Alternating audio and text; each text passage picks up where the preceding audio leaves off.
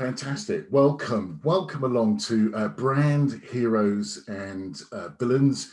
We're on to episode 3 today.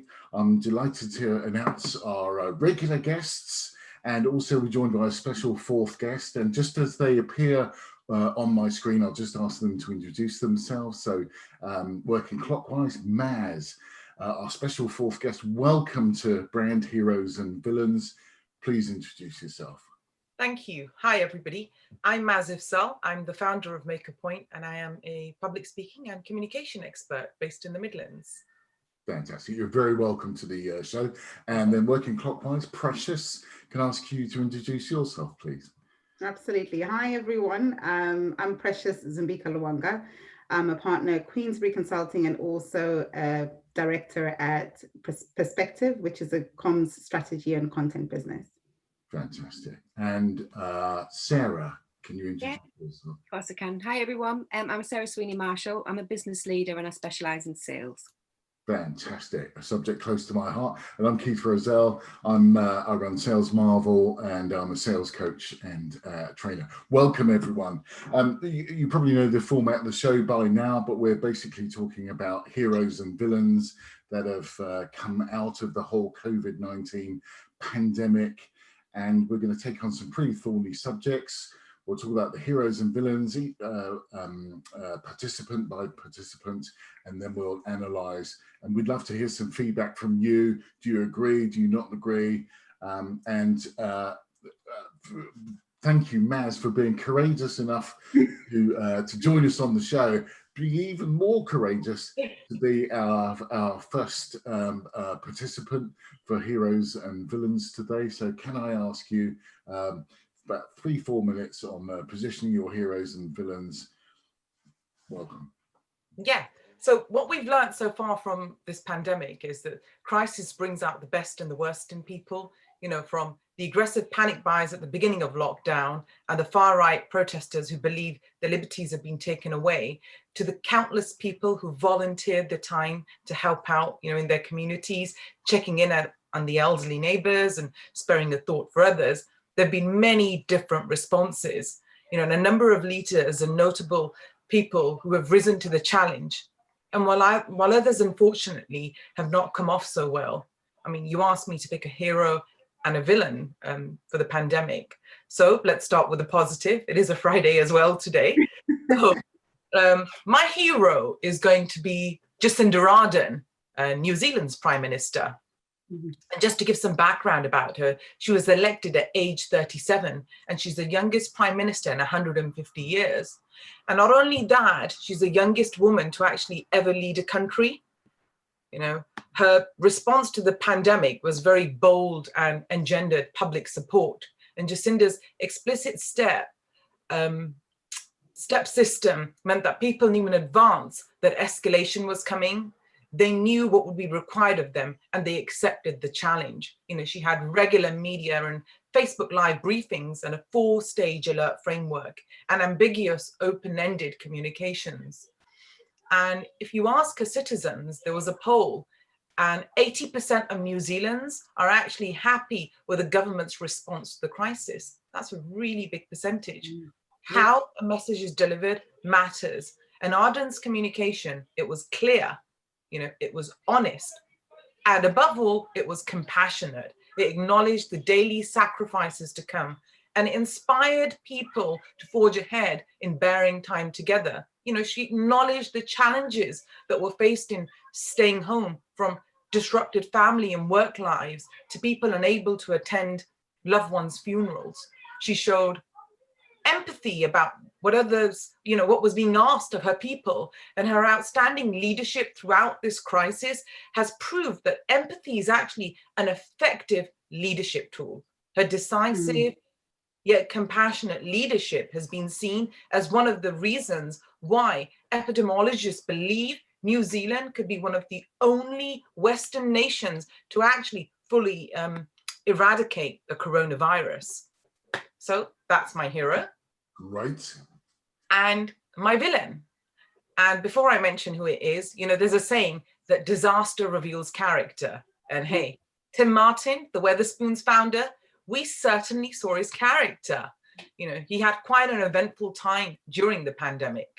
At the beginning of lockdown measures, he actually criticized the shutdown of businesses, saying it was over the top and that pubs should continue to operate, but with social distancing measures in place.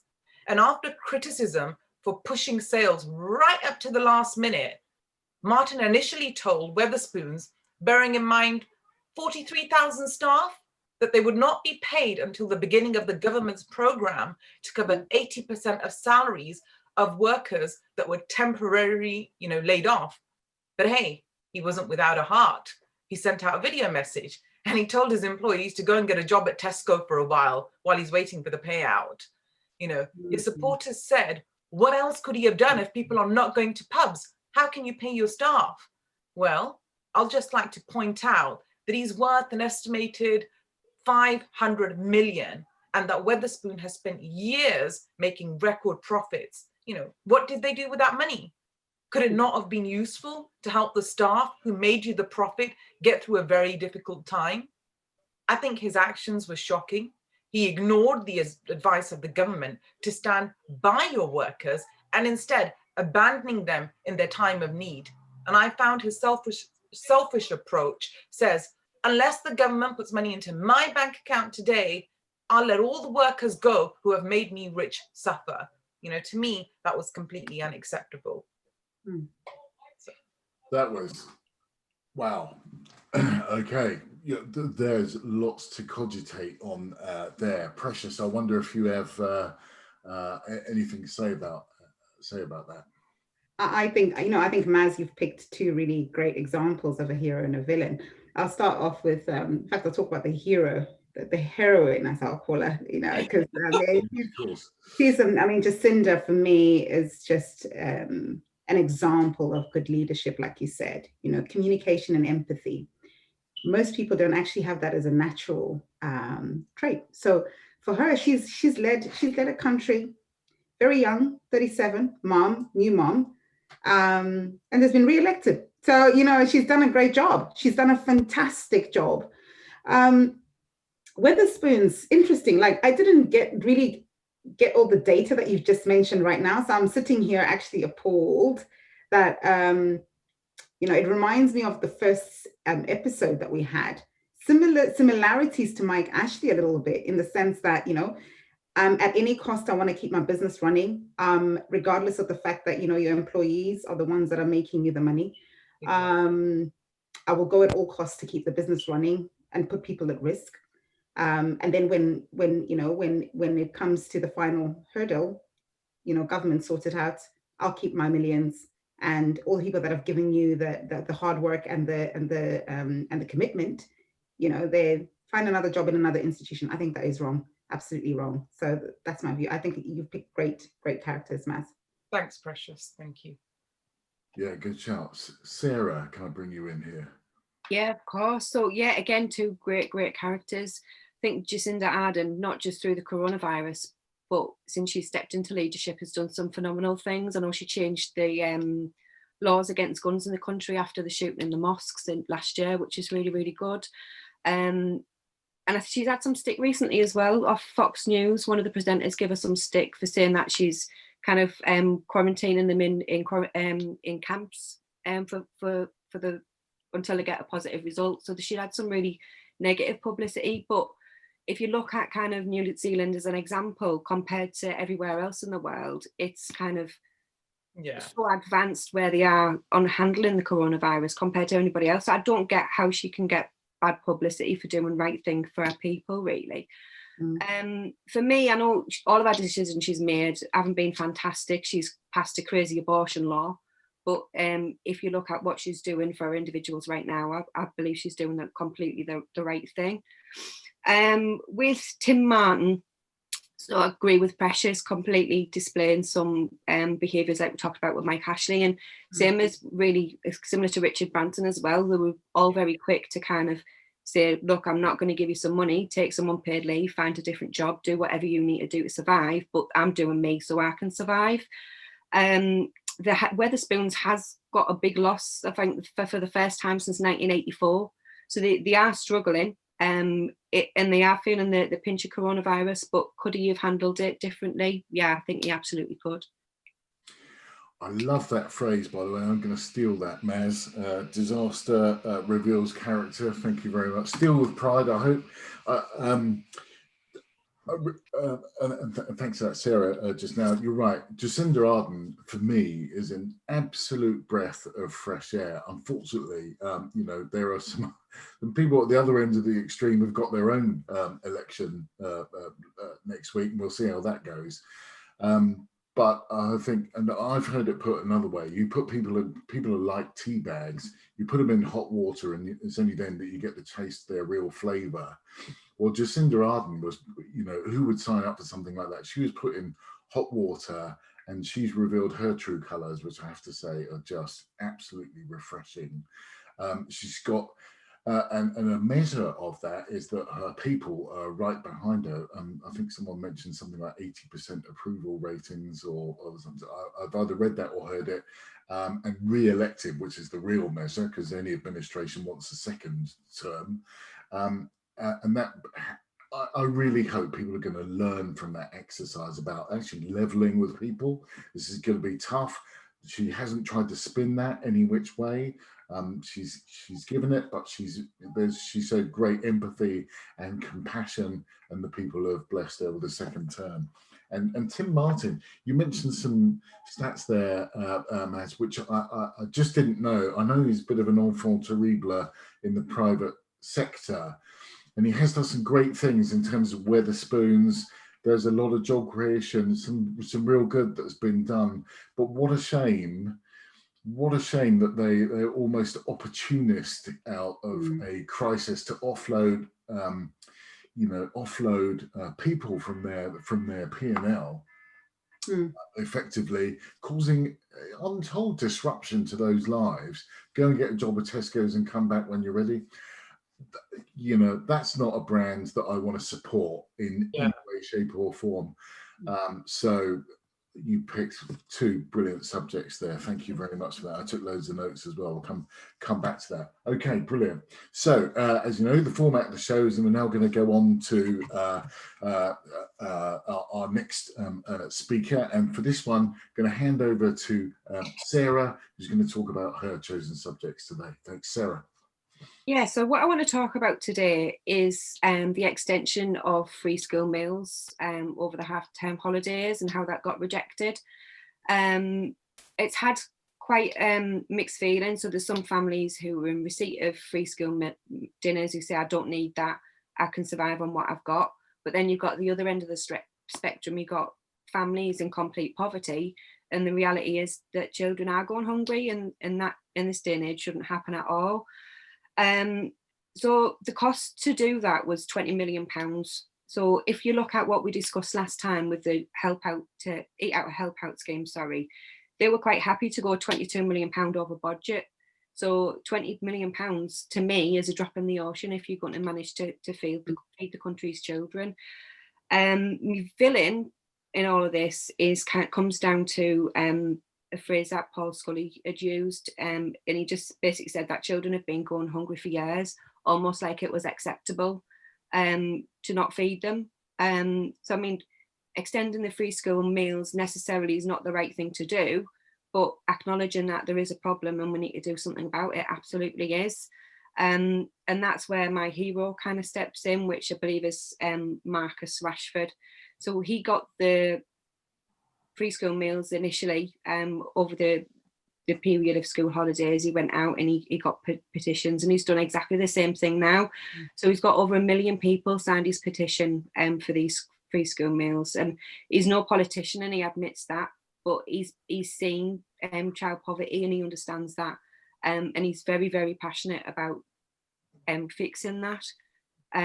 So I know so far there's about 2,000 companies, whether restaurants, cafes, businesses, who've joined his cause to help feed children as well, offering free school, offering packed lunches, free meals, and things they can do as well to support families. So there's been like a huge community effort, which I think is really, really important. But I think it's super, super sad that it's come to that in the first place.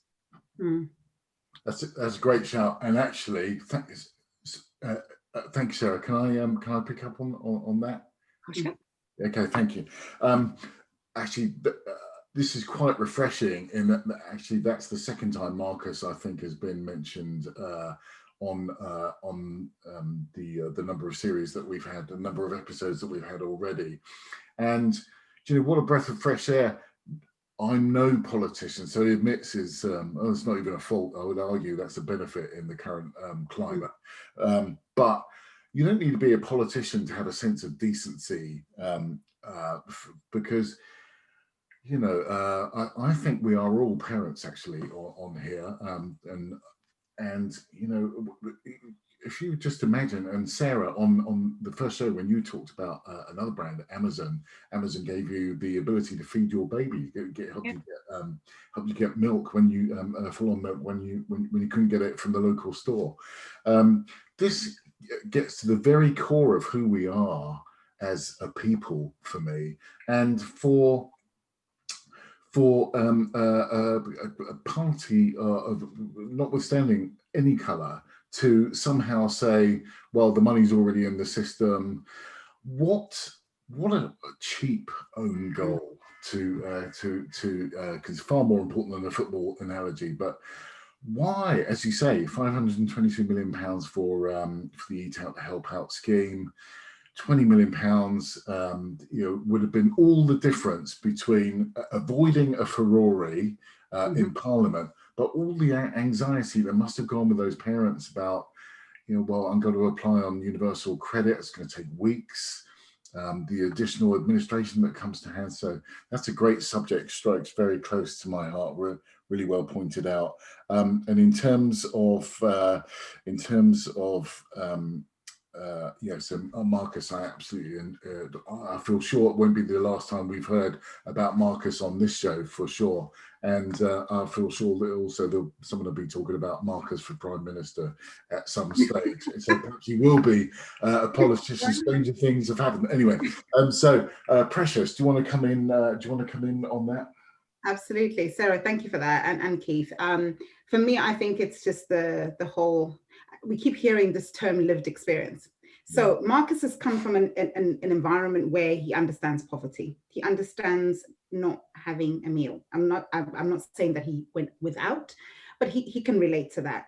And then you have £522 million injected into an Eat Out to Help Out, which probably that demographic couldn't even make use of, because you know, there's no disposable income, so they can't even make use of that benefit. So it touches a population that is very, very defined.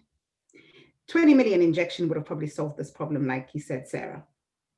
So for me, I'm going back to Maz's point, empathy, government empathy, right? There are people that have been impacted by COVID. Everybody's been impacted by COVID. Some people have been impacted by COVID a little bit more than other people, and other people were already in that bracket before even COVID happened. So for me, it's appalling that the government can pull out or want to challenge and not inject money into free school meals for children. There are a lot more people that are going to the food bank. Astronomical numbers have increased because of COVID. Why not? Why not invest in your society? Why not give back to the people that actually can't even afford?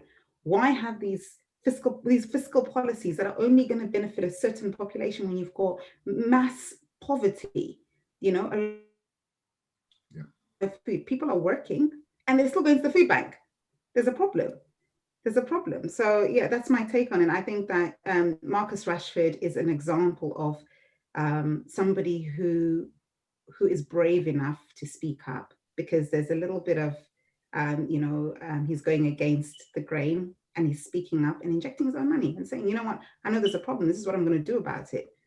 So government has a lot to learn from him. So yes, Marcus for Prime Minister for me. Give him another 10 years. Fantastic. That might be the strapline for this episode. Thank you for that, Precious. Maz, I wonder what you've got to say about that, please. I think it's a very worrying time for families, you know, particularly those with school-age children. And these payments, you know, will help to support them during this time when they would normally be in school. I mean, I was reading the other day, new data from the Food Foundation released as part of the hashtag campaign that's going on, End Child Food Poverty, you know, with Marcus, as you mentioned, Rashford, he reveals that an extremely high demand for free school meals this autumn. You know, there was a survey data gathered in August, and it revealed, I think on the top of my head, 32% of households with children have actually experienced a drop in income, and unemployment, they're projecting in the first quarter of 2021 is going to be about 14%. You know, this will result in up to, you know, if you put it into numbers, 336,500 working adults are going to be food insecure due to the loss of, you know, employment, and also with the furlough ending. So I think, you know, totally on the same hymn sheet as you, Sarah. And Mark Rashford has said himself that the numbers recorded just reinforce the need for urgency in actually stabilizing households. You know, this is a pandemic that could leave long-term devastating effects. So yeah, I totally agree with you on that one. Really good points, and especially bringing out the, you know, this is not just about here and now. This is about how the country moves forward. There are going to be long-term effects of all of this, the like of which we don't really know. So thank you very much for that. So as I look down, third on the list is me. So if I may, I'm going to go straight up to my heroes and villains, and I want to talk about. We need to talk about Ken and Sheila. And you might be saying, well, who on earth are Ken and Sheila? Because we talked about some pretty big issues on the show. But for me, when you talk about behaviours, if you can try and distill it down to a single act, if you like. So here's something that I want to reflect on. Ken and Sheila, I spotted this story earlier on this week, actually. And what they've got is they were born in the East End of London. They're, should we say, in their retirement years. Now they have a second home in Devon, idyllic location. And they heard about this story of Samuel, who's dad to two young boys, lives in a 15th floor high-rise flat, centre of Bristol, one bedroom. They're confined to that throughout coronavirus for something like 23 hours a day. And they thought, wouldn't it be great if we could get Samuel and his two boys down to our holiday home in Devon? And so there then ensued this amazing bit of footage which I say, brought a tear to my eye to watch these boys playing on the beach. You could look all the way to the left and all the way to the right. There was no one else around, and what a heroic gesture on the part of Ken and Sheila, and for them to have the thought process and proactively contact the programs and make that offer, please get them to come out. And I thought about this as, how do I dress that up? My goodness, the country, the world needs more Ken and Sheilas. Part of that report also went on to say that in their flat, apparently it's in their living space, it's 12 paces one way, and 8 paces another. So, to see those boys running along the beach, as far as the eye could see, was just amazing. And I thought that's my heroic behaviour. I want to see much more of that, because I think humanity and our ability to compassion and empathy we talked about previously is really under scrutiny as we go through this sort of crisis. And I contrast that, if you like, with some villainous behaviour that I've seen, and and I have to say this hurts me personally because I'm naturally conservative, but the way the government treated Andy Burnham is a microcosm, earlier this week, is a microcosm of all that's wrong in politics for me today. A Westminster-centric view of the world, and the regions are poor relations. Now, they will give you a set of very fancy words and clever statistics to say that that's not the case, but how this manifests itself, and I think it was Maz that said earlier, disaster reveals character. So to see I understand there's not a magic money tree. There are always difficult conversations to be had around giving out of money. But for Andy Burnham to be on the steps of Manchester City Hall and be handed a phone by his head of communications to say, we've not got the money, to find out in that fashion, that tells me some really bad things about the way the government is communicating. And I contrast that, I bet Jacinda Ardern communicates much more effectively than that. And I think it's the responsibility of government to really look in the mirror at themselves at the moment to say, do you know what? We may not have been able to give quite enough money to Andy or whomever else is out there. There are some tough conversations to be had, but to find out in that way just really sucks, forgive my language. So that's the way I feel about that. I'm just going to get down off my pedestal just now, and who wants to feel free to challenge, by the way, if I'm completely wrong, but I put it out. Precious, I wonder if you've got something to say. I'm waiting for you to put me on the hot seat. So for me, Ken and Sheila. So until you mentioned it today, I missed that story this week. So for me, that's a classic example of, we talked about at the beginning that, crisis shows the best and worst in people. That's an example of the best. People helping society, people reaching out and putting themselves out, to make somebody else feel good. It was Mental Health Week just last week, wasn't it? And it's things like that make somebody else smile, and it takes away the stress and actually makes you forget what is actually happening. So hats off to Ken and Sheila for putting themselves out and actually giving those two children an experience that they probably would have never had. 12 feet going across in a room. I mean that's just appalling. So hats off to them. Andy Burnham. So for me, this is classic of this whole pandemic from the beginning, right? Faux pas by the government. I mean, come on. This is just classic. I mean, I don't know. I don't have much to say on that one. I think it's a consistent pattern of the way they're approaching issues and the way that they're communicating with people. It's a faux pas. Why do that? That's all I've got to say on that. Thank you. Maz, what about you? Ken and Sheila, I did not know about them until you brought it to my attention. So I'm with Precious on that one. A great example of how they help society. I think it's really, really, it's wonderful. I can understand when you say it's brought a tear to your eye. And how you're saying how they can just pace a few, how many steps did you say? Yeah, 12 steps one way, 8 steps the other way. Yeah, and being in that situation, but still coming out smiling is it's amazing.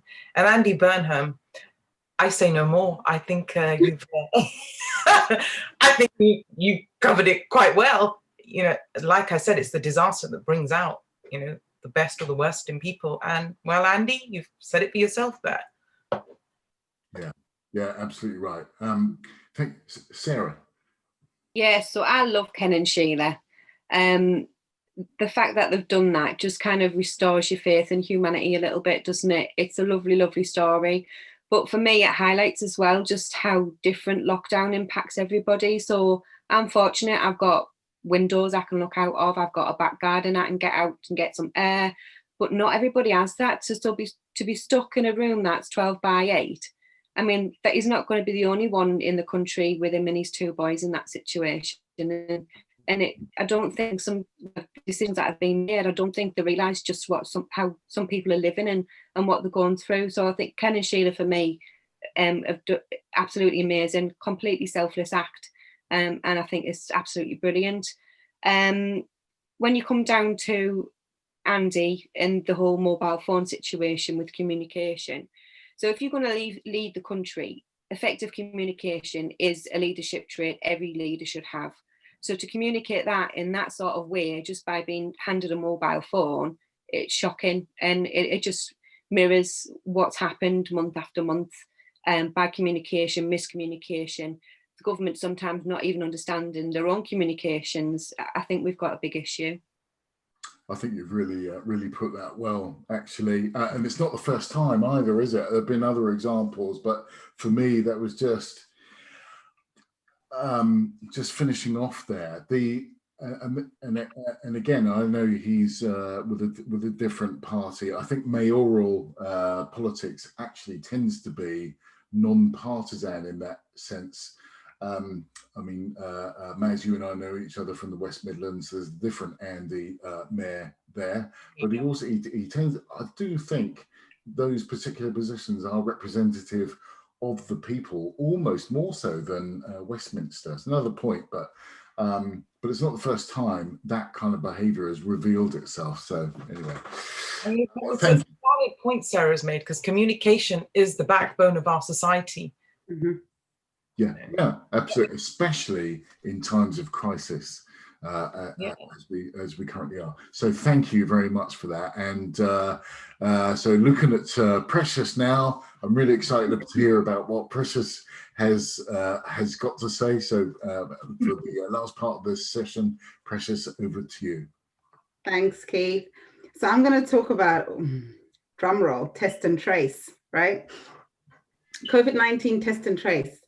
Right, so let's go back to about April time. In fact, let's go back to even March time when the pandemic started and we went into lockdown. You know, other countries had already started that whole journey of test and trace. South Korea in January, after the outbreak that happened, and then Germany, after, France, etc. So purpose of test and trace, just to recap, let's test where the virus is, track where how quickly the virus is spreading. So, and also trace where people may have been infected. That is the purpose of test and trace. We'll come back to that a little later. So multiple countries launched these apps, like I've mentioned, and then in the UK, come May 2020, we went through a procurement process. We started a procurement process. Central government said, we need to develop a test and trace app that's going to allow us to be able to know how and where the population is mainly affected by COVID, which inadvertently will allow the testing process. We know that testing was a bit of there was massive flaws in terms of testing. Tests were not available for weeks on end, which meant that the test and trace process already fell on its knees. Come 23rd of June, Boris Johnson says, no country currently has a fully functioning test and trace app. South Korea already had one, but we won't talk about that. And already we were already 4 months late. So the test and trace app tender went out in May to private companies, and the budget was 10 billion, phenomenal amount. And unlike other countries, our government decided central government would manage that procurement process. Central government would procure it through private sector. Other countries that were showing success, like Germany, for example, I'll talk about Germany right now, they were procuring it using public sector and relating it back to their health systems, using experts to actually inform that test and trace process. So for me, whilst I talk about heroes and villains, I'm going to talk about test and trace is actually a hero. The actual concept is actually a hero, because I think if used right, it can actually support businesses, support economies, support decision-making within governments, communication. We've talked about communication a lot right now. Communicate where the outbreaks are and effectively sort out or come up with strategies that are, that are effective for that particular region. Now, the way it's been handled within the UK, I think is the villainous act. We have a 10 million budget, 9 billion of which is unaccounted for. 9 billion, which is unaccounted for. Contract, like I've mentioned, is awarded to the private sector. Serco, Citel, and Capita were the ones that were awarded. No engagement or limited engagement with Public Health England, or even the health sector, the doctors, people that would actually be giving reasoned advice into the functionality of the app. And then Bluetooth, most countries fell on their feet on that. They were relying a lot on Bluetooth, and then all made a U-turn. We made a U-turn in the UK and started relying on Apple and Google, which is now showing, hopefully we will start to see some some positive impact from test and trace. So just to round it up a little bit, the Villainous Act is the procurement process. The Villainous Act is government being transparent about, progress. The Villainous Act is being overambitious and taking 4 months, 4-month delay in actually rolling out test and trace. And then in September saying it's now out, but actually when the tests are being done, a breakout happens. Some of the alerts that come on, I've had an alert and it's disappeared on my test and trace. I don't even know where it's disappeared. So it's not effective. I may have been exposed, but it disappears. So I don't know where I've been exposed. I get an alert. I'm sure some of you have had that. And then the fundamental thing, businesses are struggling at the moment. It costs £150 for a test. The government is not using their procurement power to actually reduce these costs on the economies of scale. They're not doing that. So employers are unable to access test, 1. 2, they're unable to afford the test. So test and trace falls flat on its feet again. I think there's something about test and trace. It is a hero in terms of trying to pinpoint where it is, but the way it's been rolled out in the UK, particularly, I think is villainous. So yeah, COVID is here to stay.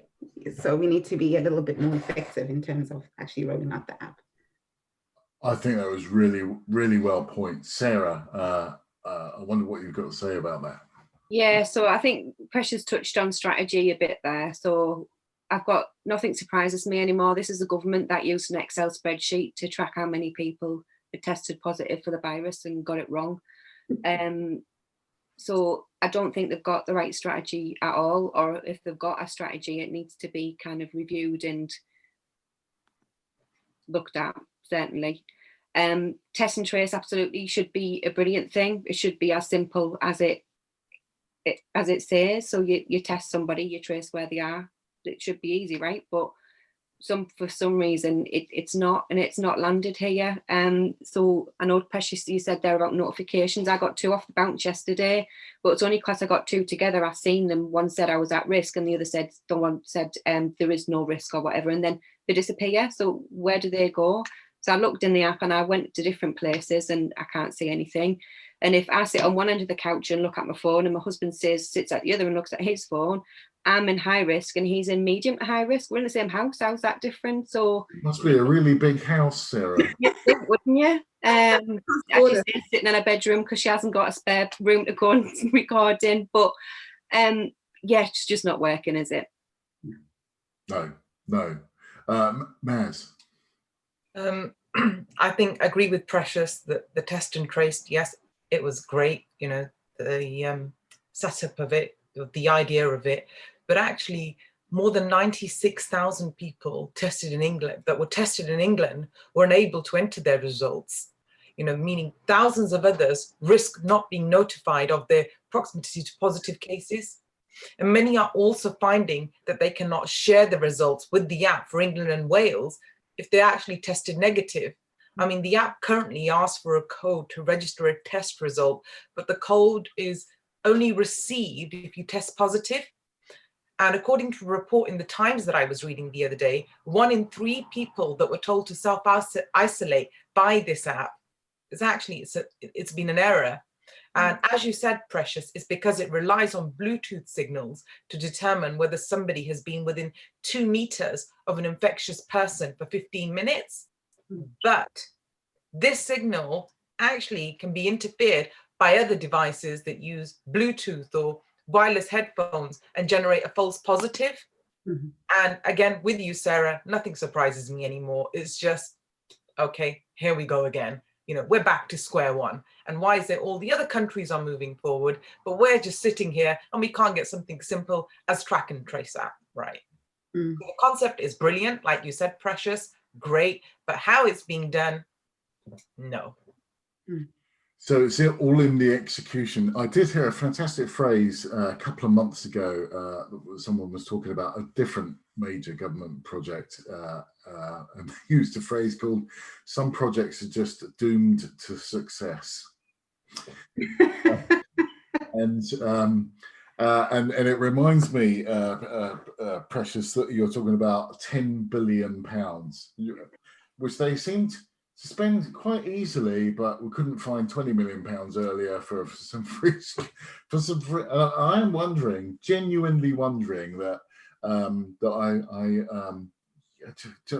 government should not be that out of touch, particularly when we're not that far off the next election, and people will remember how they were treated during all of this. So listen, as we sort of enter into sort of the wrap up stage, I want to have a sort of a whirlwind tour of what we talked about today. Feel free to jump in if I miss anything out, but we started off the episode with Maz, courageous to come in and go first as our special guest on the show. Talked about Jacinda Ardern as being a heroine. Make sure I get that word in. I didn't realise she was quite that young, actually, 37 years old when she came to office, and she's been an absolute breath of fresh air. I totally agree with that, given that no one's had exposure to this kind of pandemic on this kind of scale. She's come through with flying colours. She's come through with flying colours. She's the youngest ever leader of New Zealand. She's brought the people with her. She showed compassion and empathy, which she did long before COVID. So I think she already had the hearts and minds of her people, and that's afforded her lots of trust going forward. So I thought you explained that brilliantly, Maz. Thank you very much. You also talked about Tim Martin with echoes of someone else that we spoke about a couple of episodes ago, and used a great phrase there, Maz, where disaster reveals character. And so Tim's practice of, when they're running short of cash in Wetherspoons, because obviously less business, less punters coming in through the doors, there's not as much cash generated. So for the leader of that business, and the figurehead of that business, who's made, as you say, hundreds of millions of pounds in benefit over the past few years, the fact that he couldn't put his hand in his pocket and remove some of that really anxious times for his tens of thousands of staff, to encourage them to go get jobs at Tesco's was, well, I find it hard to say a polite word to describe that, but I'm sure someone's got a better one. But that is really villainous behaviour. I thought you summed that up nicely.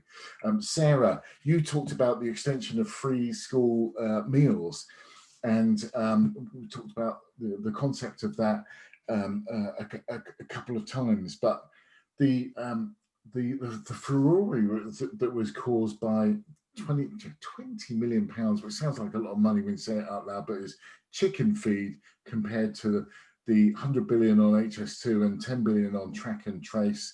I just find it hard to find words to describe that, particularly when the month before that they'd spent 522 million pounds on Eat Out to help out. And as you say, I think it was Paul Scully who said, children have been going hungry for years now. Now that may or may not be true, but I am aghast that in the 21st century, a developed nation such as ours still allows this to go unabated. The hero contrasting greatly with that, Marcus Rashford, self-declared non-politician, and that makes him ideally suited to become a politician, I would suggest, but has come forward. And in the days when football, superstars or sporting superstars don't have a great reputation a lot of the time, he's another breath of fresh air, come forward, not only made the case using his celebrity and influence for positive societal effects, but actually taking money out of his own pocket, which I didn't know. So thank you for pointing that out, Sarah. And I've also written down 2000, I can't read my own notes. I'll do restaurants and cafes that have been supplying the free meals. Thank you very much. So they've decided, so maybe Marcus has started a bit of a revolution there. They've decided that they want to contribute to their local communities.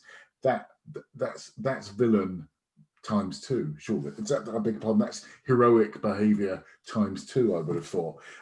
I covered, thank you for that. I covered someone called Ken and Sheila, because I like the concept of zeroing down on an individual behaviour, who really kindly gave up their second home in Devon, right by the beach. Beautiful. I encourage anyone listening to this to, if you Google BBC and Ken and Sheila, it'll come up with that article. But it restored my faith in humanity, that there is some goodness, very specific and objective goodness going on. And it got that young family, single dad with 2 young boys, out of their minuscule apartment on a 15th floor in Bristol onto the beach. The children can run all the way to the left, all the way to the right, and I feel sure we're absolutely exhausted after that holiday in a really positive sense. So that was just heartwarming.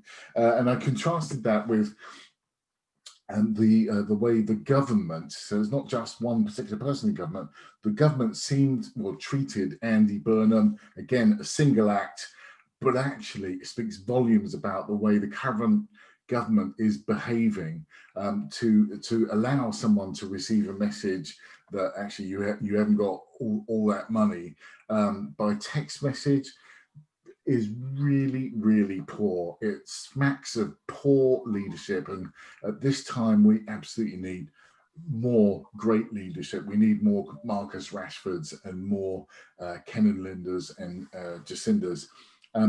And last but certainly not least, we talked, Precious talked about test and trace. We talked about, no country, the government declared that no country has got this right, where actually South Korea had really mastered it. Why did we not talk to South Korea? Perhaps we've got false pride in this area. We want to do it.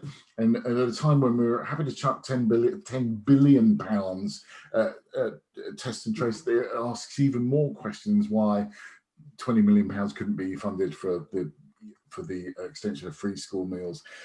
So there's a definite affordability issue around that. And something like £9 billion has been unaccounted for, which is, I'm going to argue, fiscally negligent. But it does have its other side. So it was a laudable goal, track and trace. It could have had so easily, actually, a heroic side to really galvanise the country, make us feel safe. Precious, you talked about some false positives. Actually, I've had a couple of those in the last couple of weeks. They seem to appear on my phone and disappear at the same time. Don't know if anyone else has had that. But actually, that's anxiety inducing in its own right. So really thank you for an incredible contribution this morning. I've thoroughly enjoyed this episode again. Thanks again, our special guest to Maz, to our regular guest Sarah Sweeney Marshall, and Precious Mbika Luanga. Really enjoyed it. Thank you ever so much, everyone, for listening. Hit subscribe and send us your thoughts. Reviews are really appreciated, or send us a question. Is there anything else you want us to cover? That's it. I'm off for a lie down in a darkened room, and look forward to speaking to you again about this time next month. Take care, everyone.